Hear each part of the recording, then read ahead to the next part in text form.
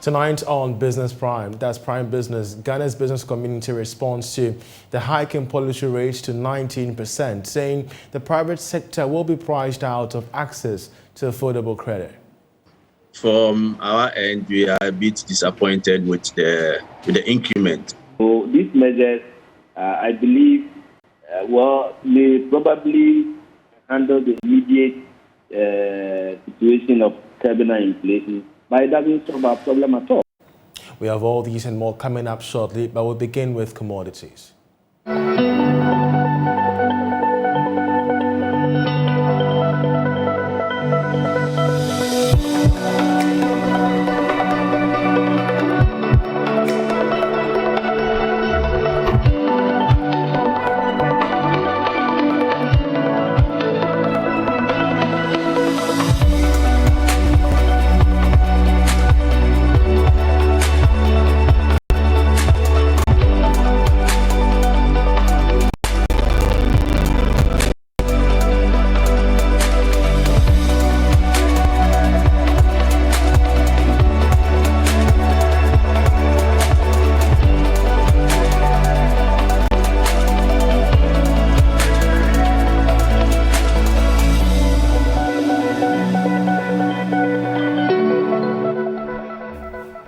Hello and welcome to Prime Business. I'm Charles Ayitey.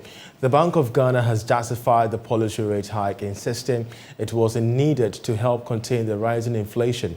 This is coming after the Monetary Policy Committee of the Bank of Ghana increased its key lending rate to 19%. But Ghana's business community responds to the hike in policy rates, which is 19%, saying that the private sector will be priced out of access to affordable credit. Take a listen to the chief executives of the Association of Ghana Industries as well as that of the Chamber of Commerce and Industry.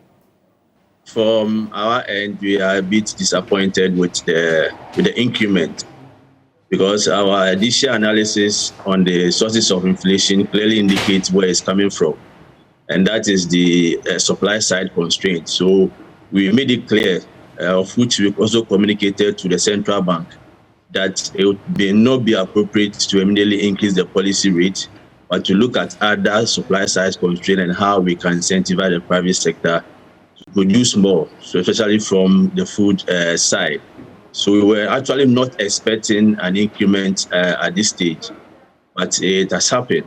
But cumulatively, for the past 2 months, you realize that there have been over 4.5% increase in policy rates, and that's put a lot of pressure on businesses as well. Anytime the policy rate goes up, a lot of things happened, and the effect is largely felt by the private sector. They have their opinion, but we are also talking from the real sector and from the perspective of the private sector. One, the interest rate is likely to go up, even with the initial increment of 2.5% in March. We have witnessed an increase in interest rates, and the pass-through is not fully yet. We are expecting that it will increase further.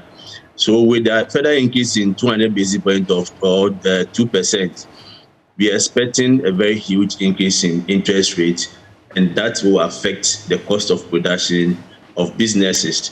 The other effect also is the possibility of the high rates of the crowding out of the private sector. Anytime there is an increase in the monetary policy rate, the treasury rate also goes up significantly. So with a 4.5% increase to 19%, we are expecting that the treasury bill rate will also go up. And we have a trend where anytime the treasury bill rate goes up, you get the banks, instead of lending to the private sector, prefer to give money to the central bank or to government. So all the money that is supposed to go to the private sector to enhance their activity as a working capital and also as capital to expand their businesses, because the treasury bill rate is risk-free, the banks prefer to give the money to the central bank at the expense of the private sector. And this is going to affect businesses, because we are not going to have money. One, even if you do, it's going to be at a higher cost. The initial one of 2.5 increase in March actually has triggered a tightening of credit to the private sector, as is being indicated in the report. So largely, the effect is so obvious, and we are waiting to see how businesses will react accordingly. From industry's perspective, to what extent can this have in the short to medium term in terms of an impact on Ghana's local industry? Whilst appreciating the concerns of Bank of Ghana and using the policy rate as an important tool to stem down inflationary rate, the effect is also obvious to industry and business. And the effect is simple. The fact is that once you increase the policy rate, interest rates also increases, because the major determinant of the level of interest rates that the bank charge to businesses. So once we increase the policy rate, expect that interest rates will go up. And when interest rate goes up, it means cost of borrowing is going up. And that leads to contraction in providing loans to businesses. Because on one hand, it is very difficult for the businesses to borrow at that high cost, because it adds to their cost of doing business. And then on the other hand, even when the funds are provided, the business themselves are a bit reluctant to borrow at that high cost. And especially if it's for medium to long-term business. You can borrow over 25% to do medium to long-term business. Well, we stay a bit on the policy rate because the first Deputy Governor of the Bank of Ghana, Dr. Maso Pokofari, has been responding to these concerns in an interaction with George Rafi. Every medicine has a side effect, and so the question really is striking a balance between inflation volatility and growth volatility. Our assessment, based on the statement he read and also at the committee, shows that growth momentum has picked up strongly. And the growth rebound from the pandemic is very strong and is going to be sustained over a period of time.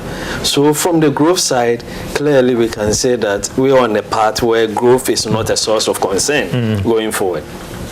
Also, for the first time post-pandemic, we've seen credit to the private sector increasing significantly and going back to pre-pandemic level. I think it grew by about 26% on year-on-year on nominal terms. In real terms, it was about 2.5%, but that's because of the significant increase in prices. But even that one is a positive growth compared to a year ago, which was a contraction in terms of credit to the private sector of a negative growth. So as we said, the banks are very solid, well capitalized and strong, and they are ready to look for bankable projects where they can actually give credit to. Yes, in the short term, you will see interest rates going up in response to the monetary policy decision, and then people will be talking about the trade-off between that and growth. But George, let me ask you a question. Our history and from global development shows that high inflation has never supported growth. In fact, it has actually undermined growth. So when we are getting into 24% and the probability that it will go further up, the risk rather is for inflation to undermine growth. Away from that, leading online sport betting company Mozart Bet Ghana has presented a brand new Nissan Kia to Mr. James Appiah for emerging as the winner of the first edition of the Hit the Highest Odds promotion. Here's more. Customers of the company within the 4-week period won prizes including an iPhone 13 Pro and headsets. At the most recent event held at the Accra Mall, James Appiah was adjudged the winner amongst the finalists. According to country manager Nabochsa Marinko, the company is considering to continue with such initiatives. It is exact like on every market. You know, we have a friendly welcome here, everything is okay here. People in Ghana accepted our company very well, so we don't have any issue for now. So do you enjoy working in Ghana? Yeah, we are very enjoying working in Ghana, and this competition is our opportunity from our side to say thanks to the people of Ghana and welcome that we have here. So that is most important for us. Special, of course. We try with this competition, and we don't plan to finish only with this competition. We try to do more on some actions with social responsible actions and something like that. So we have our plans. You will see that in future. I hope that in the future we have a chance to meet again and spoke about many great things. You know, To be a betting company is not only about betting. It is what you have to give to the community, to society. Coming all the way from Brekum in Ghana's Bono region, James Appiah, who had previously won an iPhone 13 Pro, after winning the grand prize, expressed his joy. He entreated Ghanaians to participate in such events. Because as you can see, the competition was very tough, but in the end I won, so I'm very happy. But I just continued betting. Yes, when I won the iPhone, I saw that I had the opportunity to win the car, so I continued with the competition and then I won. I would say thank you very much to Mozartbet, because when they came, I thought it was a joke.